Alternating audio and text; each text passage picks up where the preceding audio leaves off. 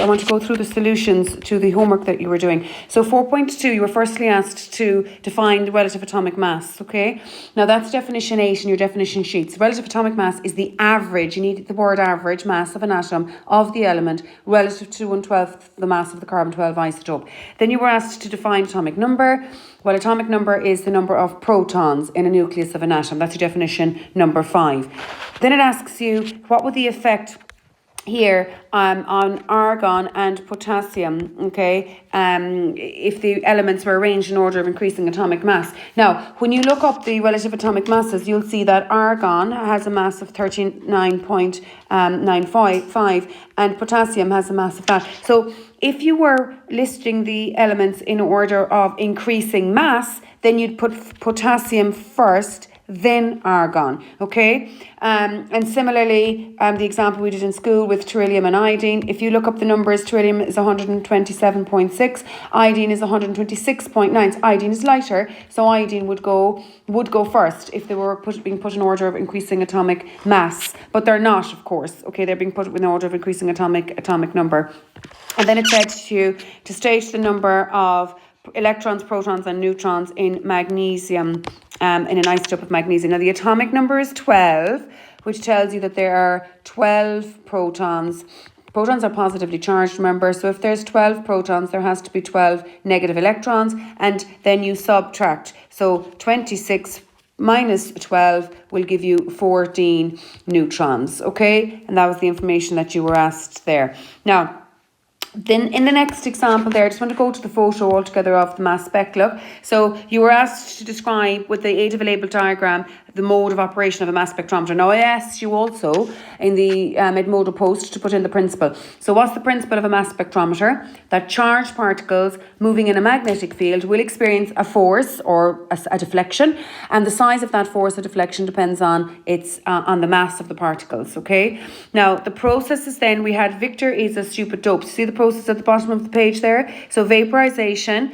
So I'm just a brief sentence explaining that the gas, if it's a gas sample, that's fine, but if it's a liquid, it has to be turned into a gas. If it's a solid sample, it has to be melted first, the liquid is injected in, and the liquid then is vaporized in the vaporization chamber.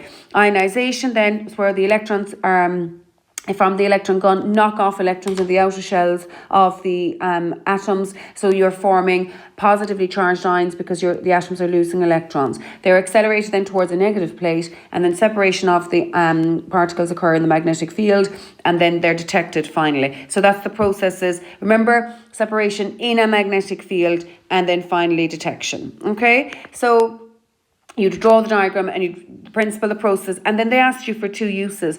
Now I gave you a mass spectrum last week, and what were we able to do with the mass spectrum of mercury? Well, firstly, we were able to identify, okay, the presence of isotopes. So you were able to know how many isotopes were present.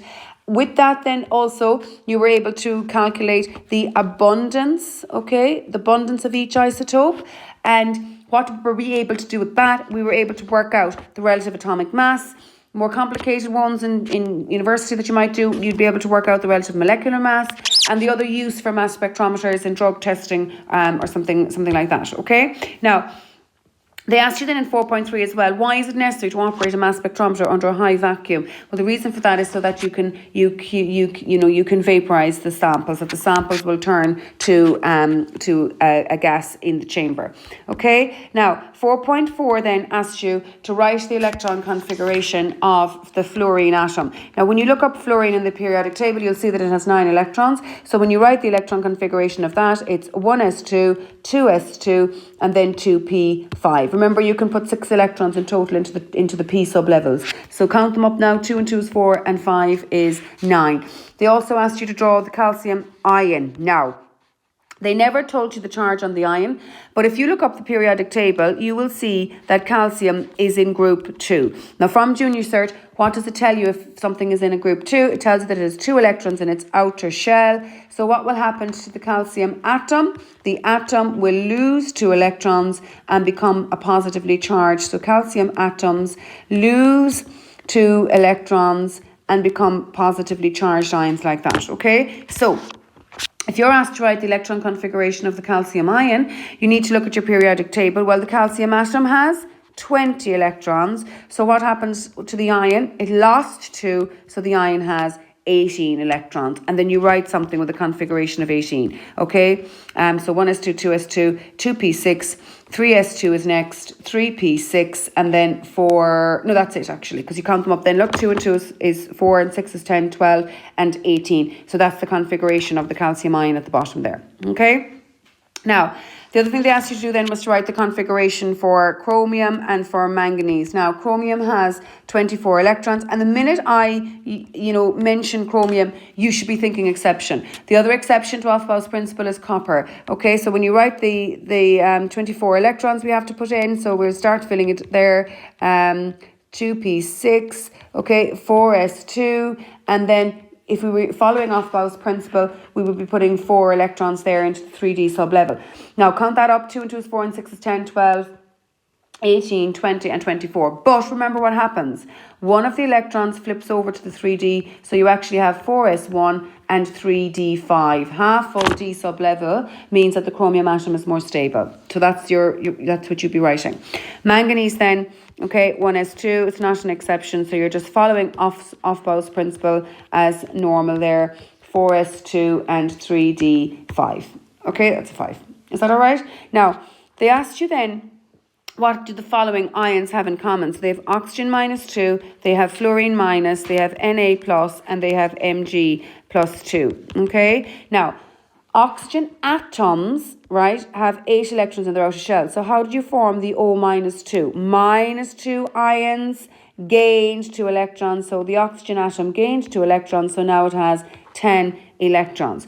The fluoride ion, fluorine has 9 electrons. How did we form the F- ion? It gained 1 electron, so the fluorine -1 has 10 electrons.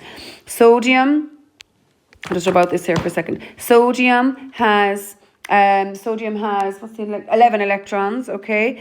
And now what happened? That's an atom of sodium. So to form positively charged ion, that atom of sodium lost 1 electron. So the sodium ion has, again, 10 electrons. And finally, then you were asked the magnesium +2. Well, magnesium atom has 12 electrons. How do you form a positive ion? They lose electrons, it lost 2, so it has 10. So they all have 10 electrons. That's what they all had in common, okay? Now, which D then asks you to identify part D, right, S2, 2p3, isn't it? Yeah. So it asks you what atoms are represented by the following structure. So you need to add them up. So 2 and 2 is 4 and 3 is 7. So when you look up your periodic table, then what has 7 electrons? Well, nitrogen has 7 electrons. The next one then was 1s2, 2s2, 2p6, 3s2, 3p6, 4s2, and 3d10. Add up the electrons. 2 and 2 is 4, and 6 is 10, 12, 18, 20. So that's actually 30 electrons. When you look up your periodic table, you'll see that zinc has an atomic number of 30. All right, now with the next part then, so I'm on 4.4 now, part E, okay?